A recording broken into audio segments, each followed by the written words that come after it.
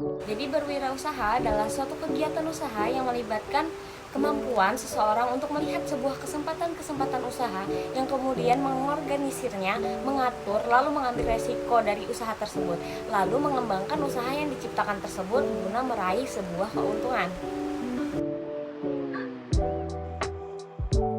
Jadi menurut saya, seorang wirausaha itu harus memiliki sikap percaya diri, berorientasikan tugas dengan hasil, lalu berani mengambil resiko, bersifat kepemimpinan, adil, berorientasikan ke masa depan, jujur, tekun, dan tidak pantang menyerah.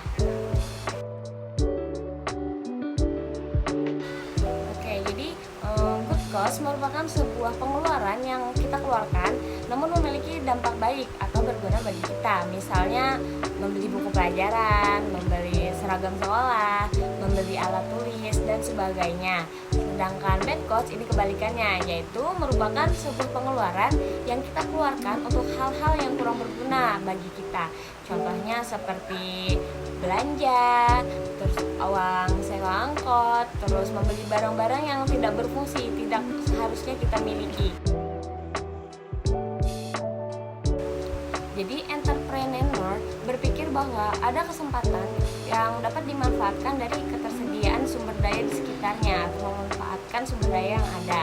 Sedangkan orang biasa atau non-entrepreneur mungkin berpikir bahwa sesuatu yang sudah digunakan atau tidak penting lebih baik dibuang.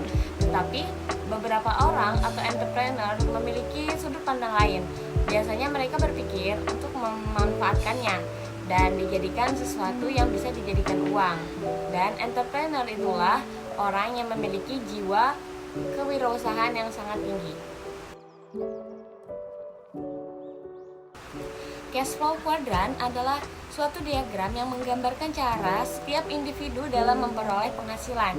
Hal ini dibagi menjadi 4, yaitu yang pertama ada kuadran employee, di mana manusia memilih keamanan dan juga kenyamanan dalam mendapatkan penghasilannya dengan cara bekerja dan memperoleh gaji tetap per bulannya.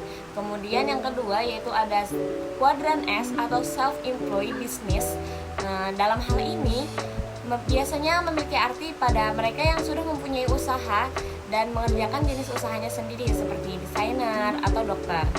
Jadi kuadran ini hampir sama dengan kuadran employee, namun mereka di sini bekerja sesuai dengan minat dan bakat mereka, bukan asal bekerja. Yang ketiga yaitu ada kuadran B atau big business.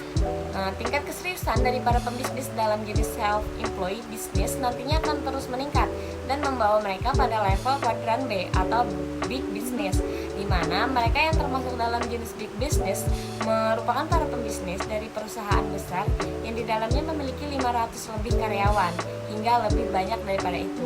Kemudian terakhir ada kuadran I atau investor. Mereka yang berada pada kuadran I ini memiliki level yang lebih tinggi daripada 3 jenis kuadran sebelumnya, di mana mereka sudah mencapai kebebasan finansial dan juga kebebasan waktu dalam bekerja.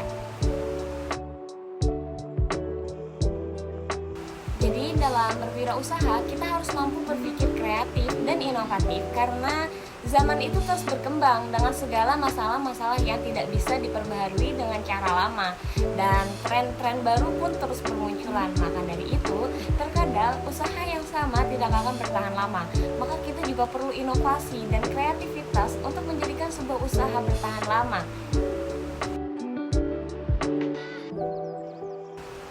Jadi mode ATM atau amati, tiru, dan modifikasi, dimana ketika ingin memulai atau memperbaharui usaha, hal yang harus kita lakukan terlebih dahulu adalah mengamati pasar usaha tentang hal apa yang cocok untuk usaha kita. Kemudian kita tiru bagaimana cara melakukannya dan pastikan untuk melakukan beberapa modifikasi pada usaha itu untuk menampilkan kesan berbeda dan dapat juga sebagai uji banding usaha kita terhadap usaha orang lain, sehingga kita bisa menentukan